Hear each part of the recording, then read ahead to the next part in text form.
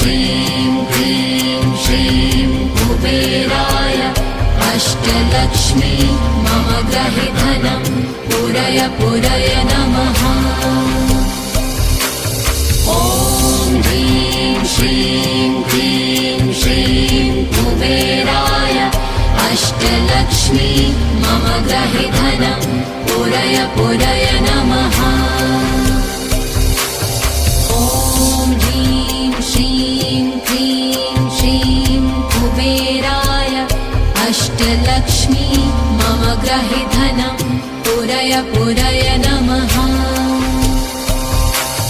ॐ ह्रीं श्रीं क्लीं श्रीं कुबेराय अष्टलक्ष्मी मम गृहे धनं पूरय पूरय